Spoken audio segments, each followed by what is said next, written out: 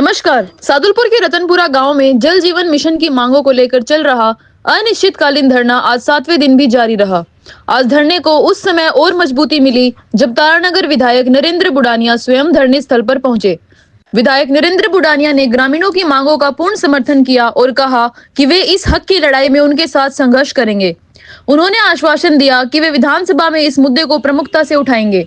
विधायक ने कहा कि वे जल्द ही प्रशासनिक अधिकारियों के साथ वार्ता करेंगे और यदि सरकार या प्रशासन नहीं माना तो वे भी ग्रामीणों के साथ धरने पर बैठने के लिए तैयार हैं। रतनपुरा के इस धरने में आज अमरपुरा, चिमनपुरा और भुवाड़ी गांव के लोग भी अपनी अपनी पेयजल समस्याओं को लेकर पहुंचे। आंदोलन में आज हजारों की संख्याओं में महिलाओं और पुरुष शामिल हुए। ग्रामीणों ने एक सुर में कहा कि जब तक मांगे पूरी नहीं होंगी वे धरना स्थल से नहीं हटेंगे।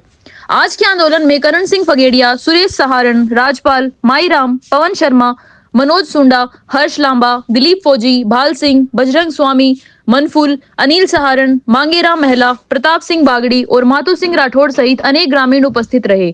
साथ ही मातृशक्ति के रूप में तुलसी देवी, किताबो देवी, सुमित्रा, विनोद देवी, वनीता नाई, कमला भुवाड़ी, सतरो भुवाड़ी और निर्माता भुवाड़ी ने भी अपनी सक्रिय उपस्थिति दर्ज कराई। यह थी रतनपुरा जल संकट आंदोलन के 7वें दिन की महत्वपूर्ण रिपोर्ट। बने रहिए सिटी न्यूज राजगढ़ सादुलपुर के साथ।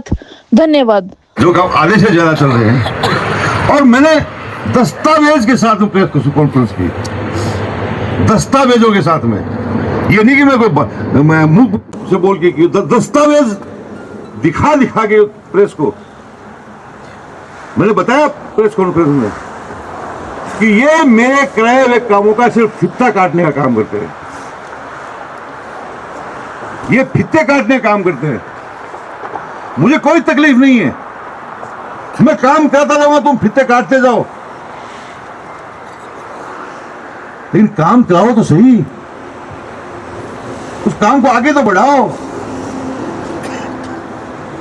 लेकिन आज 2 साल हो गए, ये 2 साल में कह रहे कि डबल इंजन की सरकार है और हमने जो है 5 साल का 2 साल में ही कर दिया।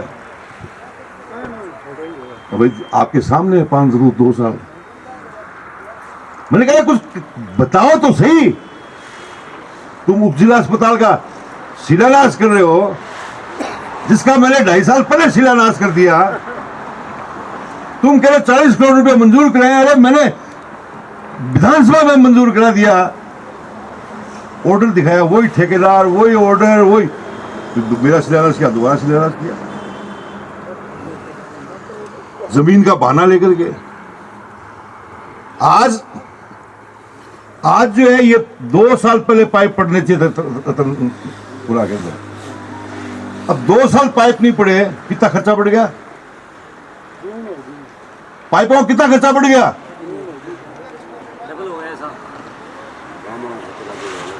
तो ये पैसा तो हमारी जेब का ही तो है, सरकार को पैदा थोड़ी करती है।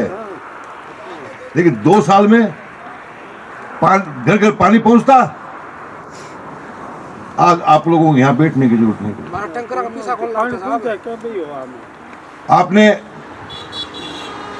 कई बार मुझे कहा, मैंने संकल्प लिया कि मैं टंकी को बना के रहूंगा, चाहे कुछ भी करना पड़े।